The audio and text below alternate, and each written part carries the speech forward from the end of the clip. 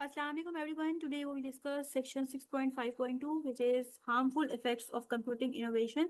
अभी हम लोगों ने जो है इसके कुछ एडवांटेजेस पढ़े थे, उसके फायदे पढ़े थे कि कंप्यूटिंग इनोवेशन के क्या क्या फायदे होते हैं, किस तरह से उसने हमारी लाइफ को चेंज कर दिया है, किस तरह से उसकी वजह से हमारी लाइफ में बहुत सी आसानियां आ गई हैं।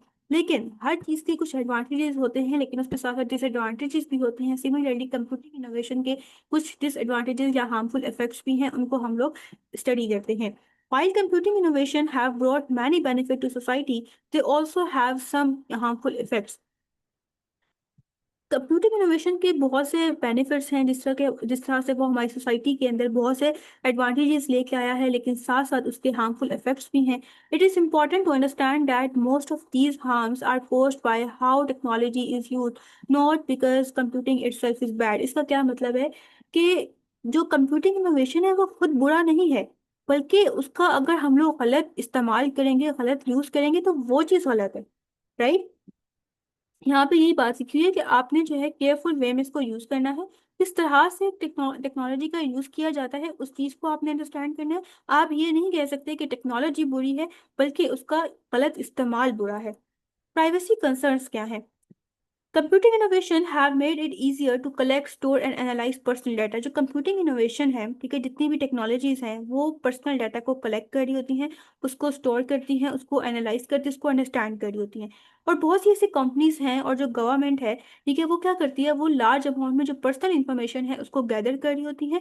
और वो गैदर भी कर रही होती है, लेकिन साथ बताती भी नहीं है कि हम लोग इस चीज़ को कलेक्ट कर रहे हैं। ठीक है, इसकी नो हाउ इंडिविजुअल को नहीं होती, मतलब जिसकी पर्सनल इंफॉर्मेशन कलेक्ट की जा रही होती है उसको नहीं पता होता कि मेरी जो पर्सनल इंफॉर्मेशन है वो कोई कलेक्ट कर रहा है। ठीक है, ना ही उससे जो है परमिशन ली जाती है कि क्या हम आपकी पर्सनल इंफॉर्मेशन को कलेक्ट कर सकते हैं। इसलिए ये एक तरह से हार्मफुल इफेक्ट है कि एक पर्सन को पता भी नहीं है, और उसकी नॉलेज के बगैर, ठीक है, उसको जो है बताए बगैर उसकी पर्सनल इंफॉर्मेशन को चोरी किया जा रहा है एक तरह से, या उसको स्टोर किया जा रहा है। This raises serious concern about privacy, data breaches and miss use of information. इससे बहुत से सीरियस कंसर्न्स जो हैं वो उठते हैं प्राइवेसी के बारे में। ठीक है, लोगों की जो प्राइवेसी है वो डिस्टर्ब होती है। डेटा ब्रीचेस का क्या मतलब होता है? डेटा को चोरी करना, मतलब जिसका आप डेटा चोरी कर रहे हो उसकी परमिशन के बगैर उसका डाटा चोरी करना, इसे डेटा ब्रीचेस कहते हैं। और उसके बाद जो है उसकी इंफॉर्मेशन का मिसयूज, गलत इस्तेमाल।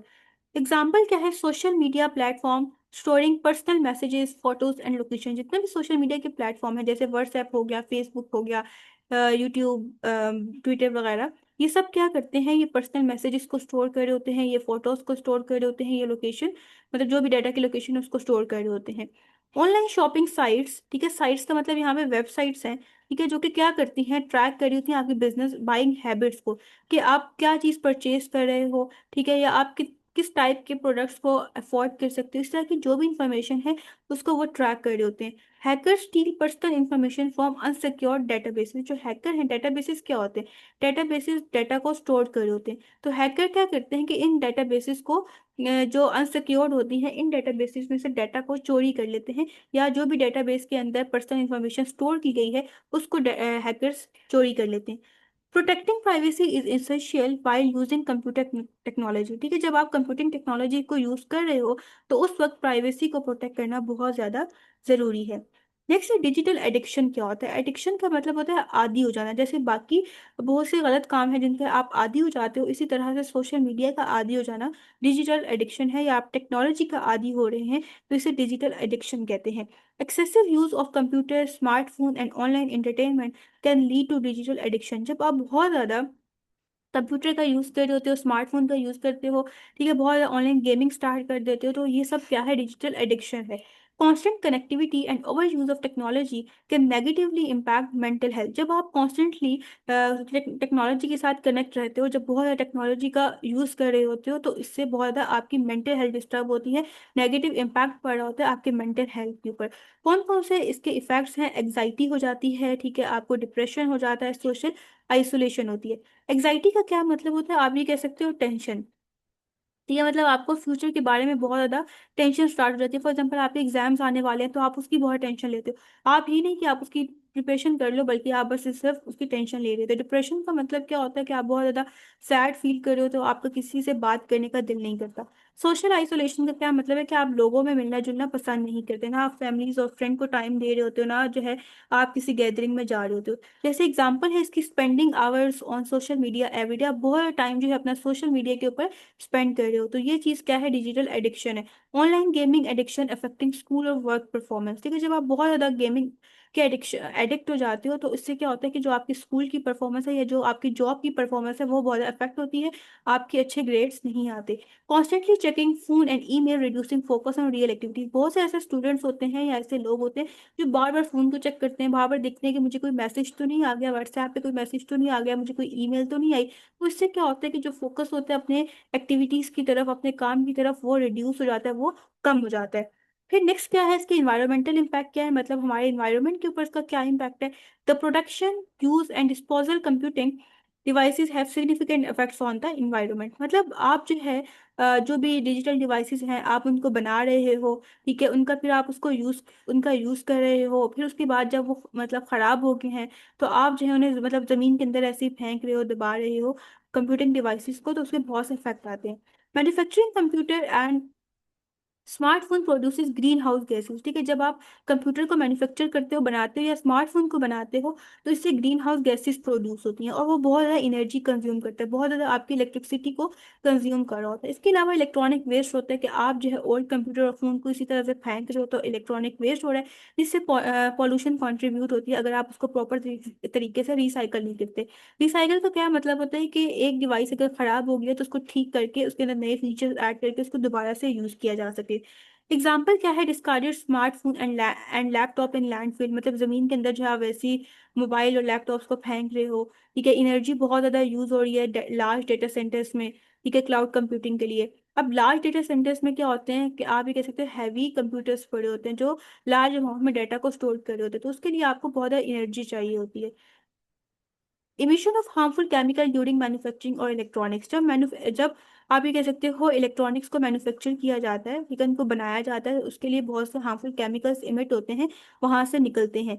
तो responsible use and recycling of devices can reduce environmental harm, मतलब ये कहना चाह रहे हैं कि किस तरीके से हम लोग इन्वायरमेंटल हार्म को रिड्यूस कर सकते हैं। तो अगर हम उसको प्रॉपर तरीके से रिस्पॉन्सिबल वे में यूज करेंगे या उन डिवाइसेस को प्रॉपर तरीके से रिसाइकल करेंगे तो ये चीज़ कम हो सकती है। ओके, नेक्स्ट है responsible use of computing innovation, कि किस तरह से हम लोग रिस्पॉन्सिबल वे में इसको यूज कर सकते हैं, मतलब ना तो हम लोग किसी को नुकसान पहुंचाने के लिए इन डिवाइसेस का यूज करें और ना ही हमारी प्राइवेसी डिस्टर्ब हो, हम लोग इसको इस तरह से यूज करें। It is essential to use computing innovation in a responsible way to reduce harmful effect, ठीक है, ये बहुत ज़रूरी है कि हम लोग कंप्यूटिंग इनोवेशन को एक रिस्पॉन्सिबल वे में यूज़ करें, एक एथिकल वे में, एक लीगल वे में यूज़ करें, ताकि हम लोग हार्मफुल इफेक्ट्स को रिड्यूस कर सकें। ओके, फर्स्ट वन है protect personal privacy and data, ठीक है, हम लोग पर्सनल प्राइवेसी को प्रोटेक्ट करके रखें, डाटा को प्रोटेक्ट करके रखें, साइबर क्राइम वगैरह से प्रिवेंट रहें। साइबर क्राइम मतलब जो भी ऑनलाइन क्राइम होते हैं, जुर्म किया जाता है, जैसे फॉर एग्जाम्पल किसी के आप प्राइवेसी को लीक कर रहे हो या आप किसी के डाटा को हैक कर रहे हो, किसी के सिस्टम को हैक कर रहे हो, ये सब साइबर क्राइम में आता है। या आप किसी की पर्सनल फोटोज को जो है वो लेके उसके बाद सोशल मीडिया के ऊपर उसको अपलोड कर रहे हो, ये भी साइबर क्राइम है। लिमिट स्क्रीन टाइम, मतलब आप कम से कम टाइम जो है वो अपना स्क्रीन को दें, मतलब आप कम से कम टाइम जो है वो आप मोबाइल को यूज करने में लगाएं, ठीक हो गया। और आप बैलेंस रखें डिजिटल और रियल लाइफ में, ठीक है, डिजिटल लाइफ होती है मतलब एक जो आपकी मोबाइल की जिंदगी है, एक ऑनलाइन दुनिया जो है, और एक आपकी जो रियल लाइफ है जिसमें आप अपने फैमिली फ्रेंड्स के साथ जो है वो बातचीत कर रहे हो फेस टू फेस। तो आप जो है फिफ्टी फिफ्टी जो है वो टाइम अपना यहाँ पे सर्व करें, ना तो बहुत ज़्यादा डिजिटल को दें, ना ही आप इस लाइफ को बहुत ज़्यादा टाइम दें, ठीक है, दोनों में जो है आप ये कह सकते हो कि इक्वलिटी रखो। Recycle and dispose of devices properly, ठीक तरीके से जो है प्रॉपर वे में इनको रिसाइकल करें या फिर इनको डिस्पोज करें। Awareness and responsible use of technology can minimise privacy issues, ठीक है, जब आप जो है प्रॉपर तरीके से आपको पता होगा कि किस तरीके से मैं डिजिटल डिवाइसेस का यूज कर सकता हूँ ताकि मैं अपने आप को सेफ रखूँ, और किस तरीके से रिस्पॉन्सिबल वे में यूज कर सकता हूँ, इस चीज़ की नॉलेज होगी तो प्राइवेसी इश्यूज कम से कम होंगे, ठीक है, आप जो है आप डिजिटल डिवाइसेस के एडिक्ट नहीं होंगे और इन्वायरमेंटल डैमेज भी कम हो जाएगा। ओके, यहाँ पे ये एंड हो गया है। आई होप सो आज का लेक्चर आपको समझ आया होगा। इन केस फिर भी कोई क्यूरी है तो आप कमेंट सेक्शन में पूछ सकते हैं।